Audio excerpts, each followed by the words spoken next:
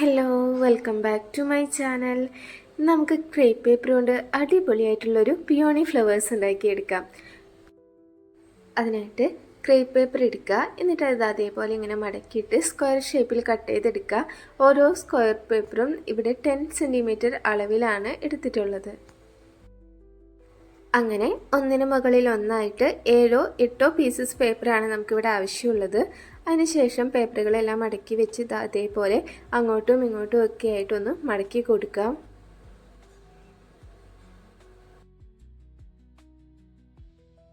മടക്കി കഴിഞ്ഞതിന് ശേഷം അതിൻ്റെ ഹാഫായിട്ട് സെൻറ്ററിൽ തന്നെ ആയിട്ട് നമുക്കിത് അതേപോലെ ക്രാഫ്റ്റ് വയറോ അല്ലെങ്കിൽ നൂലോ വെച്ചിട്ട് കെട്ടിക്കൊടുക്കാം.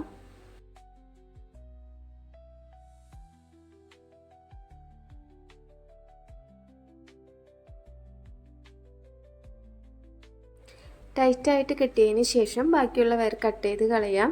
ഇനി പേപ്പർ നന്നായിട്ട് രണ്ട് സൈഡിൽ നിന്നും വിടർത്തി കൊടുക്കുക. അതിനുശേഷം പെന്നോ പെൻസിലോ ഉപയോഗിച്ചിട്ട് അതേപോലെ ഇങ്ങനെ വരച്ചെടുക്കുക. നമ്മുടെ ഫ്ലവർ നല്ല ഷേപ്പിൽ കിട്ടുന്നതിന് വേണ്ടിയിട്ടാണ്.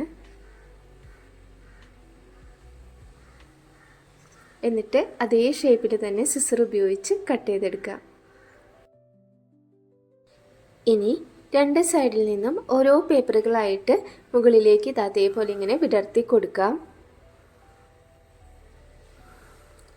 ഈ ഒരു ഫ്ലവർ നമുക്ക് ക്രേപ്പ് പേപ്പർ വെച്ചിട്ട് മാത്രമല്ല ടിഷ്യൂ പേപ്പർ വെച്ചിട്ടും ചെയ്യാം.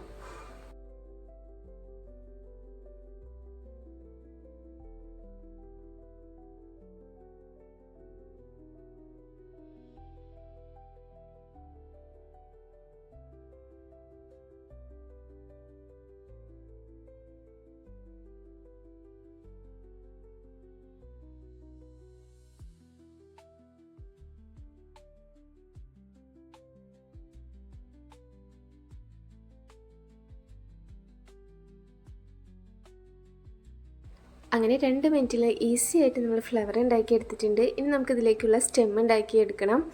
അതിനായിട്ട് ഗ്രീൻ കളർ ഒരു പേപ്പർ എടുക്കുക.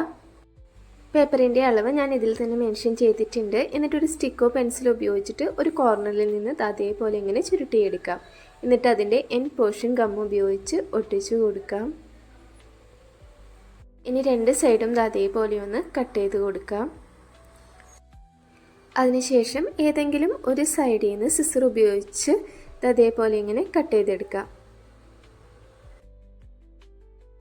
ഇനി ഈ സ്റ്റെമ്മ് ഗം ഉപയോഗിച്ച് ഫ്ലവറിലേക്ക് ഒട്ടിച്ചു കൊടുക്കാം.